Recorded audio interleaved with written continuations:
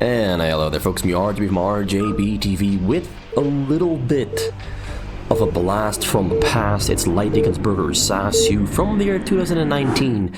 Now this is, I wouldn't say the first time that they met in a game on Battle.net, but this is most certainly one of the earliest times that they played against each other.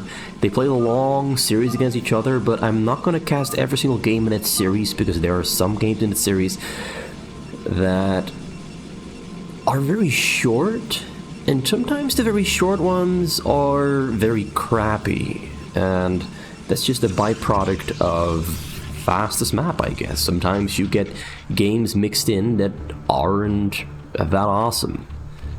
And because I've been having some motivational problems with casting StarCraft games for at least 2 months now, I'm just gonna be very selective and go for the games that I feel are definitely going to be good. And I think this is one of the games that is definitely going to be good.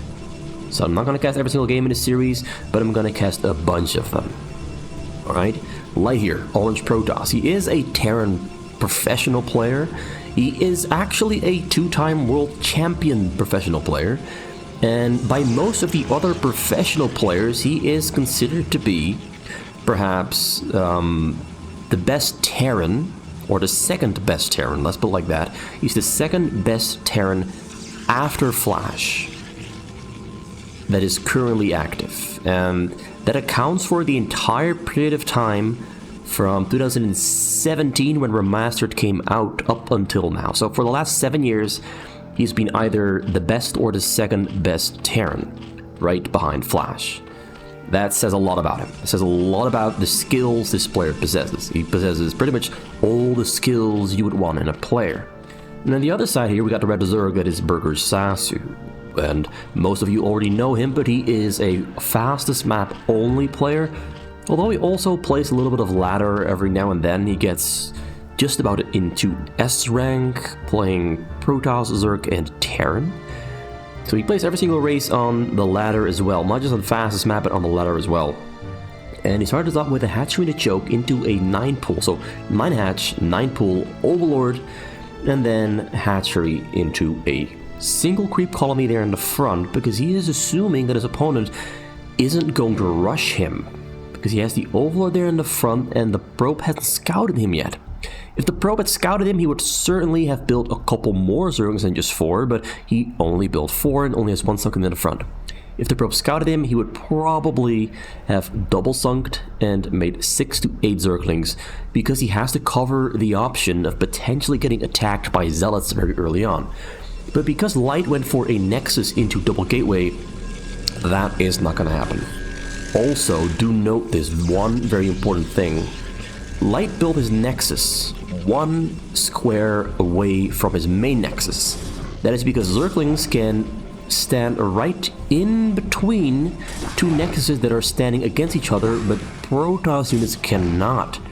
So a Zergling can damage the Nexus without you being able to fight back unless you have a cannon or something. He gets a couple of probe kills there because the cannon from Light was kind of late, and usually that can result in you losing 1 or 2 probes if you're not being very careful with your probe control or your zealot control. The cannon there finished up in the back. You got Cybercore finished up and robotics on the way. 1 probe there waiting in the front of Burgersasu's base to make sure that he can see whatever leaves his base. Over there in the middle of the map from Burgersasu moving towards Light's base so that he can know what is leaving Light's base, so that he can prepare himself properly and adequately to defend himself. We do have 6 Zealots there walking across the map, and that's only double sunken there in the front.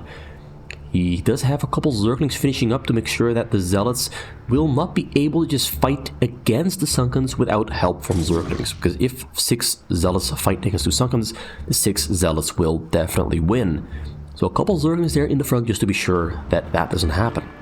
Here in the back, because he scouted the entire base that Light has, Burgersasu is going for maximum macro potential, and actually he might be going for macro just a little bit too hard. His gas is now on the way, finished up, going to put 3 rounds on the gas. He's gonna have to build another 2 overlords at least in the next cycle before he gets to supply limit. Then he's gonna be producing a lot of drones and get a Hydralisk den once he has 50 gas, and just produce Hydralisks and even more Hydralisks, because that is the playstyle Burgersasu has. He really loves to rely on Hydralisks with upgrades for his defense, unless of course he gets into a situation where he can no longer just rely on the Hydralisks. In the case where he needs, for example, Scourge against shuttles, or maybe even Guardians or Mulisks, because there are situations where just Hydralisks will not do the trick in defending against the enemy. So a couple Lurkers will do, of course, as well. So that's a second gasser on the way. Gonna go for double gas, might go for triple gas, in order to be capable of keeping up the production on all those hatcheries, because that's 7 hatches in the back, 1 on the front, 8 in total. And he's actually a little bit late with his defenses. And he does he see this, actually?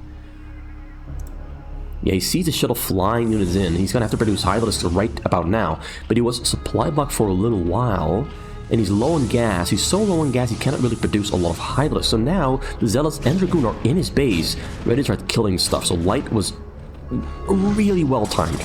That was a very, very well-timed shuttle flyover, and Burgersasu might be paying a small price here for his decision to go for 6 added hatcheries in the back before making any units whatsoever. He might really be paying the price for that. Let me quickly check the sound settings. Everything looks fine, everything looks perfectly fine. So Burgersasu there will defend this, but does lose a couple Hydralisks, does lose a couple drones, but in the end the damage that he took is acceptable, in my opinion.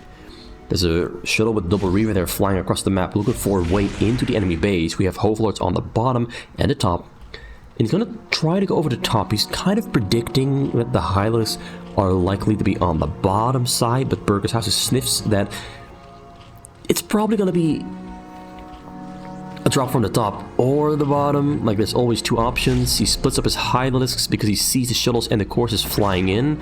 Decides not to go over the top side because the Corsair there in the front spots the Hydralisk, goes in over the bottom.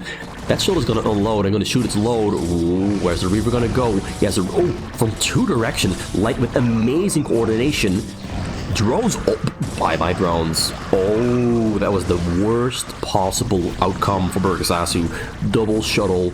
He actually danced both shuttles through the defenses. And all of this comes back to Burgersasu just going for way too many hatcheries before building a single Hydralisk. Now on the plus side, because he has so much money, or had some money saved up, and because he has so many hatcheries, he can very quickly rebuild the drones, but he's still very far behind where he used to be. Plus he has to build some Hydralisks, because we're going to be seeing more attacks coming out from Light. He went for just a mass robo strategy. Does he have... He's got Corsairs all the way as well. He's getting a fleet beacon, which makes me believe that he's going to go for Disruption Web. Yes, there's Disruption Web. There is the Disruption Web. He's going to do a very nice combination of Disruption Web on Hydralisks and the Reavers on the ground. The Corsairs are capable of fighting back Mulisks and Guardians, while the Reavers are going to be killing everything on the ground. And if something on the ground attacks them, the Disruption Web will stop them from attacking, forcing the Zerg to micro their units out of the Disruption Web, which of course takes effort, which opens them up to getting attacked by Scarabs and all that kind of stuff. I really like this strategy, but it doesn't really always work from every single player I've seen. I've even seen Light fail at this build order. So it's a very cute build order, it's a difficult build order, but when it works, it is beautiful. Beautiful to behold. So Burgersasu there still on a hatchery. He needs a lair and a hive very quickly against this strategy from Light. He needs lurkers, he needs stuff that can shoot him into the sky properly without getting attacked by a Reaver. So Mulisks probably a good choice, but so are Scourge. So he's in some trouble. He needs more drones, more gas. But losing like 20 to 30 drones just earlier really is making this game very, very difficult. And I think you already know that. I don't have to tell you that. This game is very, very difficult for Burgersasu at this point. There's just not much you can do other than defend and pray to the gods above they can snipe the shuttles before they unload, or kill the Reavers before they can shoot. those two things really. There's really no room for error, no room for funky stuff happening with the Reavers. Very good protection there from Burgersasu, manages to control multiple groups to seal off all entrances into his base. Light still has to go for it though. Maybe he's gonna use Disruption Web. There's the first one. Flight. Ooh, there's another one. He's dancing, he's trying to go in. He's killing an Overlord though while that is happening. Finds an opening, goes in, unloads, but he's completely surrounded there by all the Corsairs. A couple Hylas are under more disruption webs coming down. Great disruption webs. A couple Zealots to make this one. That was actually really, really well played. Let me zoom in a little bit. That was really well done. The control there was precise. The timings on the disruption webs were perfection. But now the energy is gone, disruption webs are gone, Hylas get a surround, and they're gonna kill the Reavers, or so I hope for Burgersasu. But that cost him a lot of Hylasks to defend. And at this point into the game, at 10 minutes, having a total of 8 hatcheries is actually not that much. At 5 minutes, it's a lot of hatcheries. At 10 minutes, you are behind on schedule, because you want to be on around 10 to 14 already, and have a little bit more gas income, a couple more drones, some upgrades even, because as we can see, there's no Evo chambers anywhere to be found. And there's the first Evo chamber. He's going to build 2 of them, most likely, to get both Carapace and Attack. He's going to get a couple more drones for the gas and a couple more for hatcheries. The 2 more hatcheries on the top for a total of 10 everywhere all around. But this is going to be a huge Reaver shuttle drop. He already has Scarab damage. He's got some upgrades on stuff as well. Those on the bottom corner.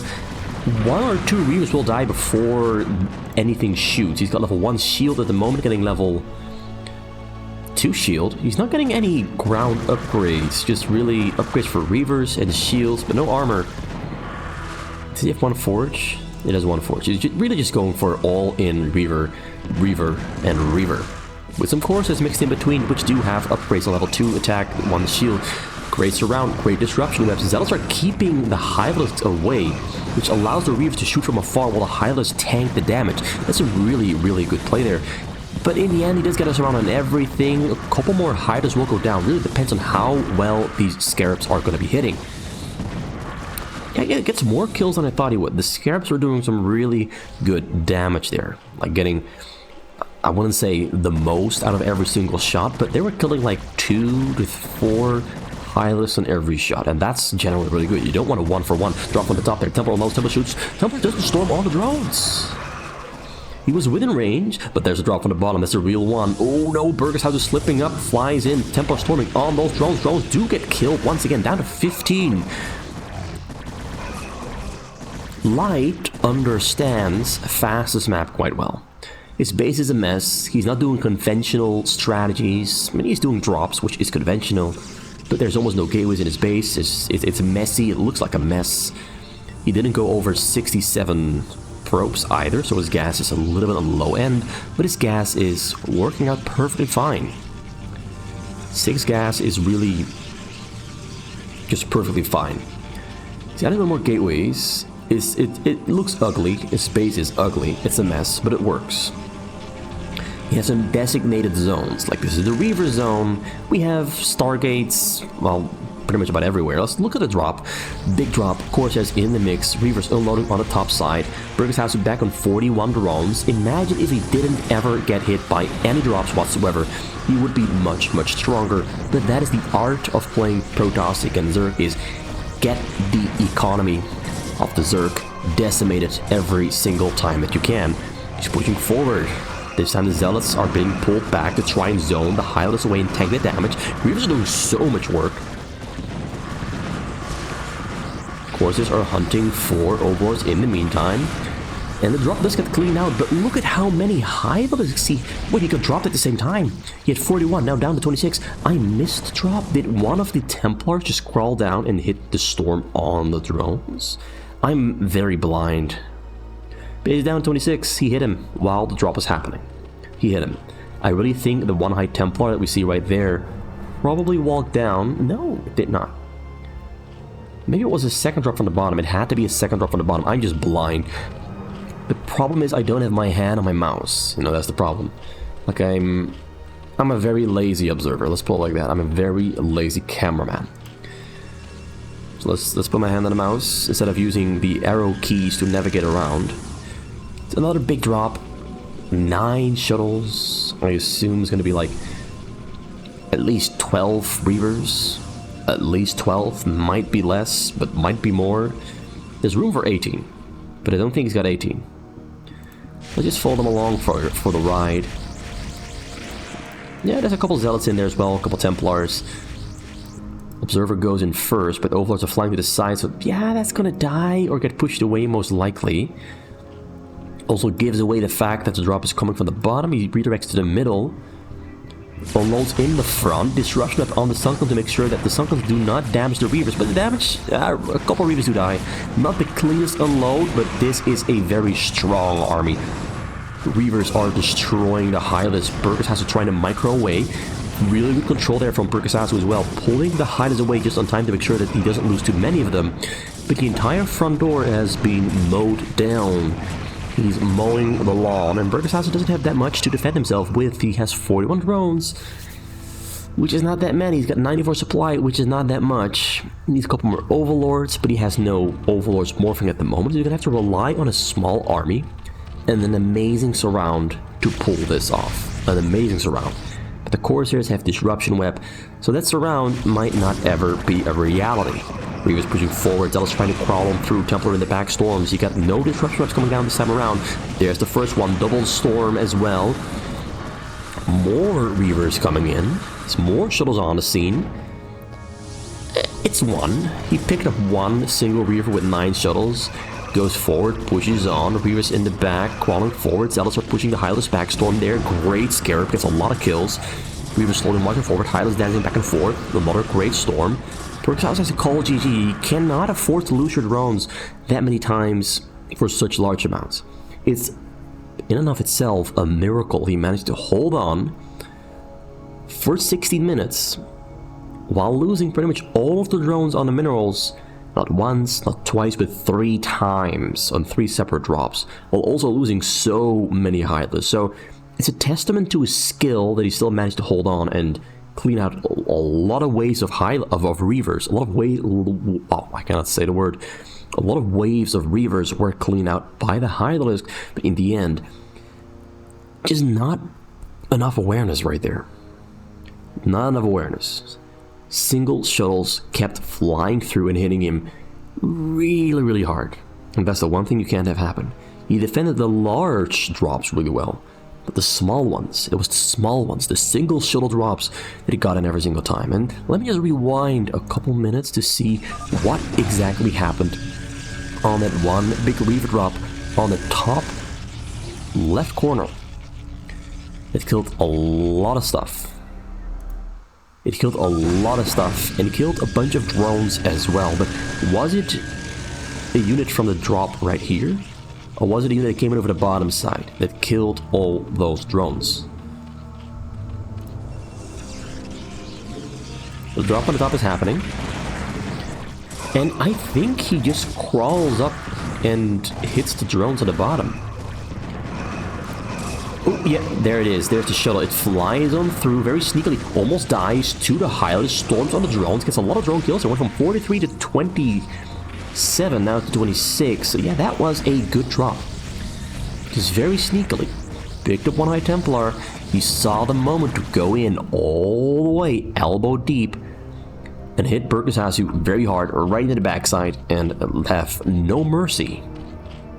No mercy whatsoever. Burgersasu got, I wouldn't say destroyed, because this is a very difficult matchup, and he's playing against a player that is actually pretty far above his level in terms of overall skill, but below his level in terms of fastest map experience.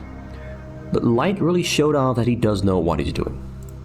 And as I said before, his base is ugly, but StarCraft is not a beauty contest, and having a beautiful base doesn't win you games. Being effective at what you do, that wins you games. And boy, was Light effective. And that's game number 1. We're gonna do a couple more during the week between these two players, between Light and Burgersasu, and see how Burgersasu is going to try and take down Light, who displayed a strong game here, but I do see some weaknesses in Light's play that he might be able to exploit, and hopefully he will be able to. I'm not going to say what they are. You're going to have to wait and see in the next video what these weaknesses might be. Hopefully they will be exploited.